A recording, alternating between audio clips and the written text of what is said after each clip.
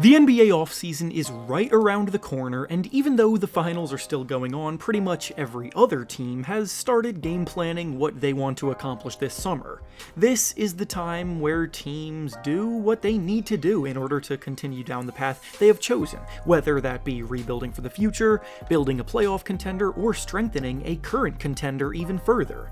Now, while they all enter the period with a plan, executing that plan is a different story that is much easier said than done. In today's video, and in tomorrow's video, we'll be going through every single NBA team, identifying the worst case scenario that could happen to them this offseason that they need to avoid.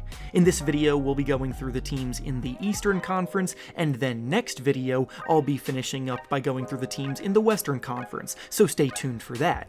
Before we start though, it turns out a good amount of you watching right now aren't even subscribed to the channel, so if you enjoy the content, consider hitting the subscribe button, as not only does it help out a ton, but I'd also very much appreciate it. Now with that being said, let's begin. Going in alphabetical order, we'll start with the Atlanta Hawks, and their worst case scenario this offseason is not being able to find a John Collins trade suitor.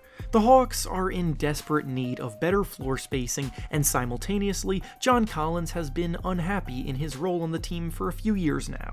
At this point, he's their most valuable and most reasonable trade asset, and will likely be dangled on the trade market. If they're unable to find a trade involving him that can get the team some impactful pieces that fit better into their lineup, then that will also likely mean that no other meaningful moves will be made, thus resulting in another painfully mediocre season for them in 2024. Next up is the Boston Celtics, and their worst case scenario offseason is Jaylen Brown requesting a trade. The Celtics have a difficult decision to make this offseason. Jaylen Brown is on the last year of his current contract, and with him qualified for a supermax contract extension, it is going to cost them nearly $60 million per season to re-sign him. There is absolutely no reason to break up this current core that they have, as they've made 4 of the last 6 conference finals, with an NBA Finals appearance in there as well, but $295 million over 5 years is a lot of money. The team could look to trade him this offseason, however, if they are forced into that decision by a Brown trade request, then it takes away a lot of their leverage on the market and could drastically limit the return that they get for him in a deal.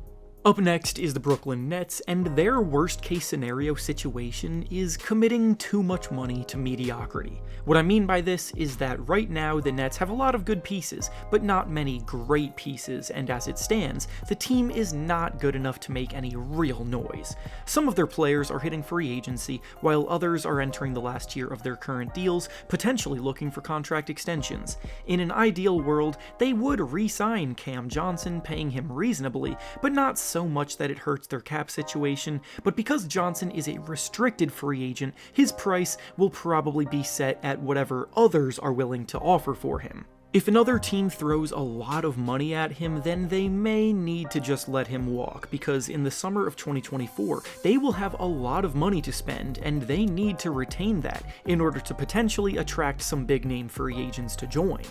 Next up is the Charlotte Hornets, and the worst case scenario for their offseason would be making the wrong choice at number 2 in the draft. In the draft this year, Victor Wembanyama is the clear number 1 prospect, then after that there's a debate.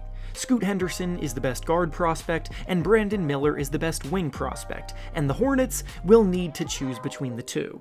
Only time will tell which one will become the better NBA player, but this is clearly a decision that could set the team back if they end up picking the wrong one. Up next is the Chicago Bulls, and their worst case scenario offseason would be delusionally chasing contention. The Bulls tried to put together a group that could compete in the East, but in 2 years together those efforts have not resulted in anything significant.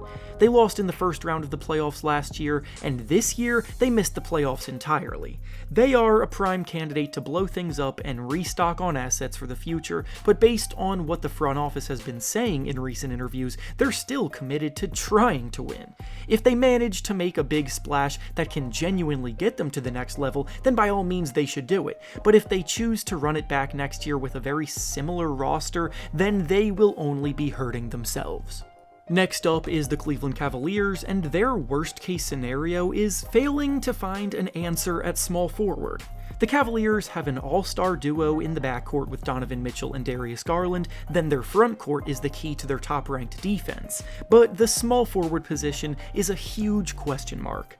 They desperately need an upgrade there, and they have some money to spend in free agency to get it done. Guys like Cameron Johnson and Kyle Kuzma are two free agent options they could pursue, but if they don't manage to find anyone better than what they have, then it's going to be hard for them to improve as a team. Next is the Detroit Pistons, and their worst case scenario offseason is if they give up on Jalen Duren too soon.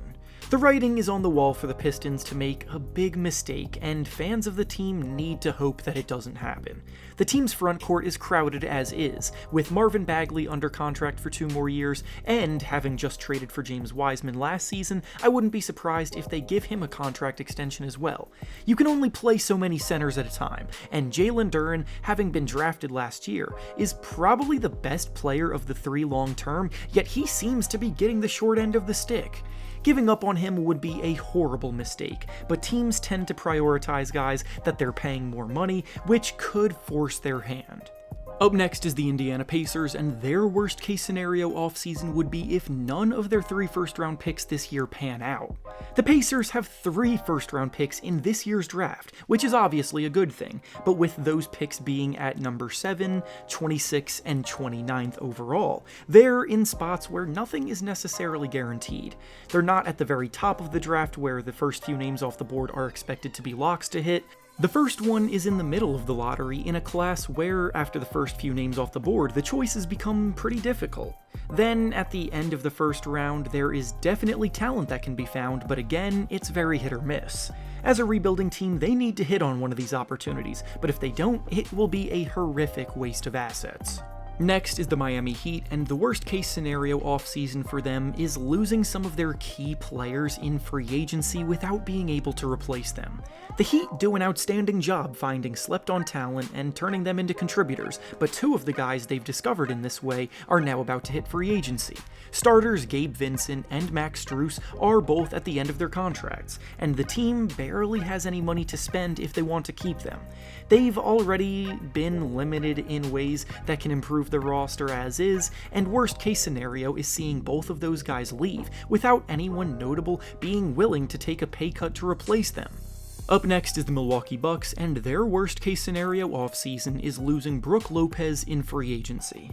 The Bucks have been one of the best teams in the East for a while now, but after a stunning first-round exit this year, they're at risk of losing the key to their defensive dominance. Brook Lopez is one of the best rim protectors in the NBA, and his presence allows Giannis Antetokounmpo to play the elite help defense that he does, but Lopez is a free agent, and the Bucks are also lacking in very much cap space this summer. Finding a replacement for Brook Lopez would be incredibly difficult, but they're still a good team regardless as long as Giannis is healthy, but they may not be as good as they have been. Next up is the New York Knicks, and their worst case scenario offseason is cashing in their chips on the wrong guy. After the Knicks took a big step forward this season, it wouldn't surprise me at all to see them try to cash in on some of their assets to take yet another leap. They have quite a few future first-round picks in their treasure chest, along with the necessary talent to package them with to get their name in some star player bidding wars. This could either work out perfectly or backfire hard, and all you have to do is look at the Minnesota Timberwolves trading for Rudy Gobert last summer as an example of a trade like this backfiring. Next is the Orlando Magic, and the worst case scenario offseason is if they spend all of their cap space on non-difference makers. The key to rebuilding is not only getting promising young talent and developing them, but also maintaining flexibility for when that group is ready to take a step forward. This young Magic core has shown some very promising signs of things to come, and they have the money to spend this offseason, but in my opinion, handing out lengthy contracts to role players that may slightly help could limit their ability to take a big swing down the line and limit your upside, while rebuilding is the last thing that you want to do. Up next is the Philadelphia 76ers, and their worst case scenario offseason would be if they cave in and give James Harden the max contract extension that he desires. The Sixers are in a tough spot, where James Harden is a free agent, and he's being tempted by a homecoming with the Houston Rockets. He was, without a doubt, vital to the team's success this year, but after a postseason where he was way too inconsistent, ending on a very sour note in the second round on top of it, he'll be 34 next year too. There just isn't any justification to giving James Harden $50 million annually moving forward without it crippling the team in the near future. They need to do what they can to sign him for less than that, and if they can't, they may have to let him walk. Next is the Toronto Raptors, and their worst-case scenario offseason is missing out on quality returns by overvaluing their players. The Raptors seemed primed to blow things up this summer, with several of their best players being on the trade block as their contracts are about to expire. They could easily get a solid haul in return for guys like OG Anunoby and Pascal Siakam, but President Masai Ujiri is notorious for declining offers because the price he puts on his guys are ridiculously high. The alternative is having those two leave for nothing in return next summer in free agency, so they need to keep that in mind in these trade discussions. And finally, the last team up is the Washington Wizards, and their worst-case scenario offseason is overcommitting to a subpar roster. Both Kristaps Porzingis and Kyle Kuzma are expected to opt out of their player options and become free agents this summer, and both are also expected to get paid hefty contracts. Last year, the Wizards didn't make the play-in tournament, so if they try to bring those two players back and use the rest of their cap space to sign them, then they will essentially be solidifying themselves as a team whose ceiling is mediocre at best, and that's the worst place you can be in the NBA. And with that being said, that's all I have for you today. Make sure to like the video, subscribe to the channel, and comment down below what you think these teams should do this offseason. Thanks for watching, and I'll see you all next time.